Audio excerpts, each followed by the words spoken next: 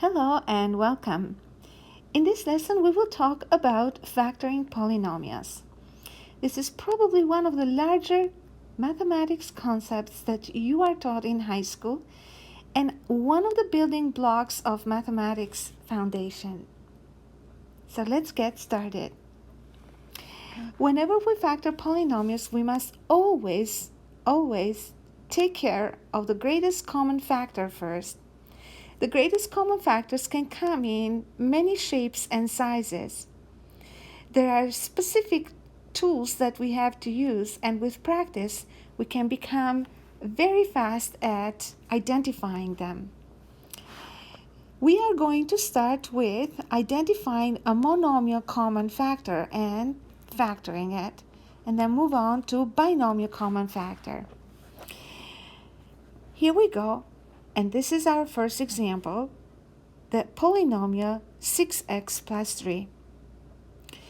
When we're trying to identify the greatest common factor, we first look at the coefficient of each term in the expression. In this case, the coefficient of the first term is 6, the second term 3. We will say that the numbers 6 and 3 have a common factor of 3. So this will be the coefficient of the greatest common factor. The next thing that you want to look at is the variables.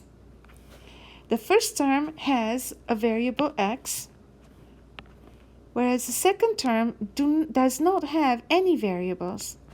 What that means is that this polynomial does not have a common variable, so the greatest common factor will not have x in it.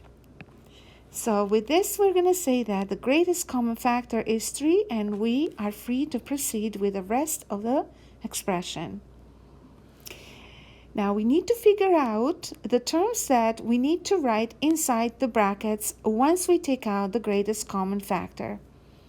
And in order to do this, we simply take each term and divide it by the greatest common factor we've taken out.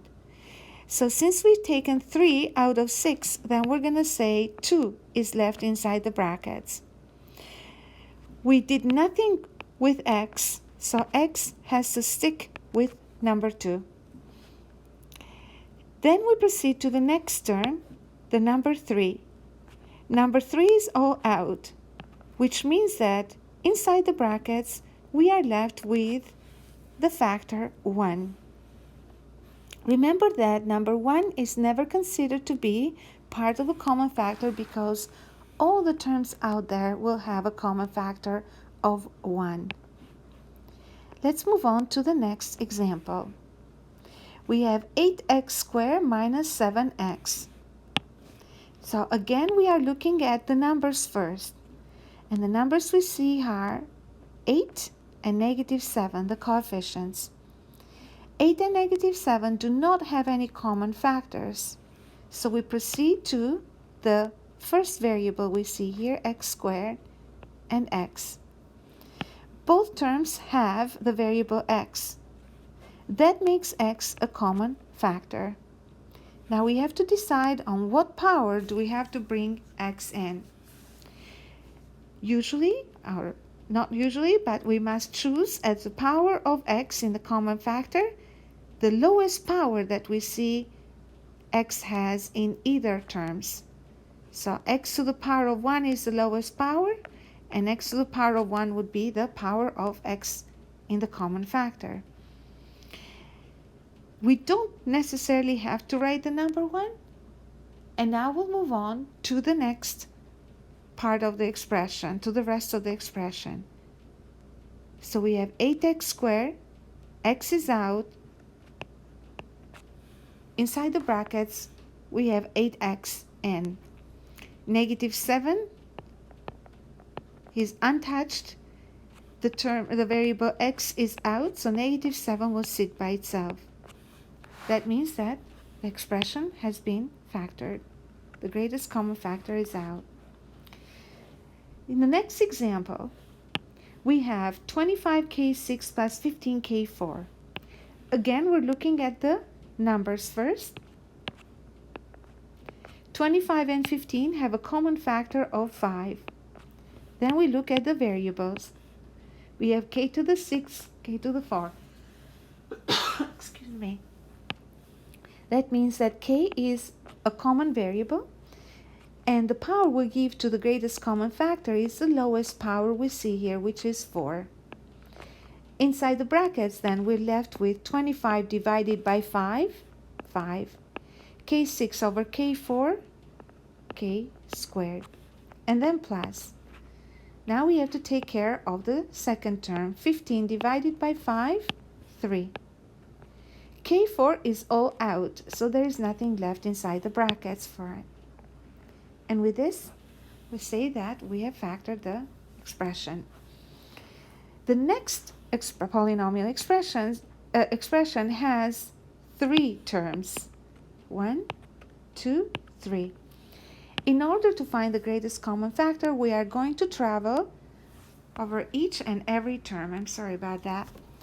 So first, let's take a look at the coefficient. So the coefficients we see here are 21, 28, and 7. So the common factor of 21, 28, and 7, so the greatest common factor is 7. The next variable we look at is the variable c. So we look at them like in order. We have c4, c squared, c to the power of 1. So c is common. Power of 1 is the lowest, so power 1 will be the power of c in the greatest common factor. And last but not least, we have the variable d. We have d to the power of 3, d to the power 5, and d to the power 3 again. So all terms have the variable d, and the lowest power we see is power 3. So d to the power 3 is in the common factor. So let's check and see what we have left. 21 over 7, 3. C4 over C1, that's C3. And D3 is all out, so there is nothing left inside. Next, negative 28 over 7, that's negative 4. C squared over C1, that's C. And D5 over D3, that's D squared. And then plus. Now 7 is out, C is out, D3 is out.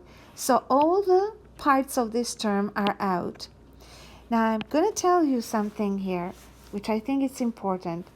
When this happens, very often people think that, okay, everything is out, nothing left in. And they think that, some people think that they can close the brackets in here, and that would be the answer. This is a very big mistake to make, because if you think about it, if you expand it, we must obtain the same expression 3 terms, but if we expand, we only get 2 terms in here. So if you forget, or if you just ignore the fact that you have something left from this term here, the 7cd3, then we are ignoring the whole term, okay? So you need to write here instead plus 1. And now you can tell that if you were to expand back in here, then you can still get the same expression. Remember that expansion is the opposite of factoring, and vice versa. Now we're moving on to the next group of common factoring, binomial common factors. Now, in binomial common factors, the common factor is in binomial form, as the name says it. So if you look at the question A, we have 2 groups of terms in here. So we have this one first, and then this one in here, okay? So these 2 terms, or groups of terms I must say, have in common the binomial y plus 1, because it's a factor. So y plus 1 is a factor in both binomials.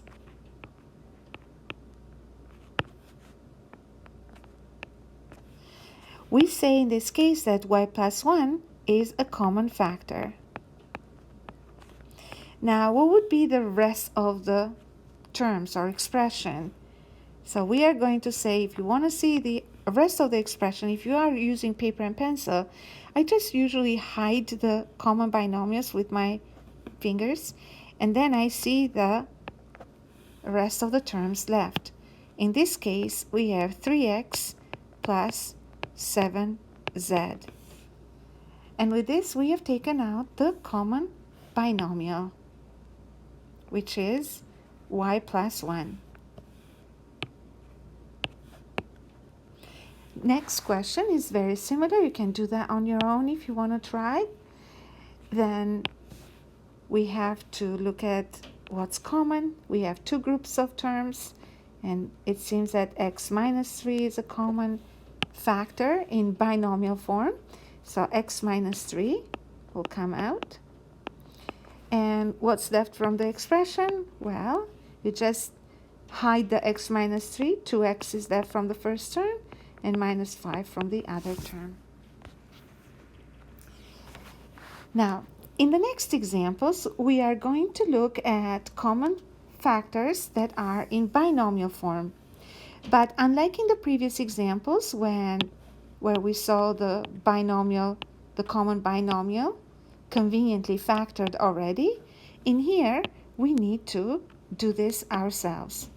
This is called factor by grouping. Now, to factor by grouping means to group the terms 2 and 2 together. And factoring by grouping, or at least what we are going to look at, is factoring by grouping in expressions with 4 terms. So we want to group the terms 2 and 2 together in such a way that they have a common factor.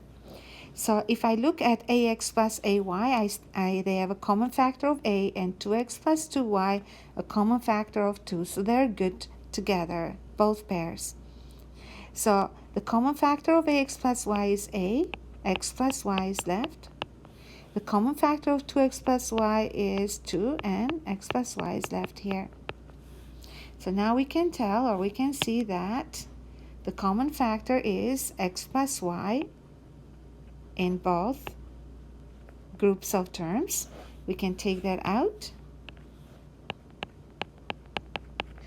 And the rest of the expression will have a plus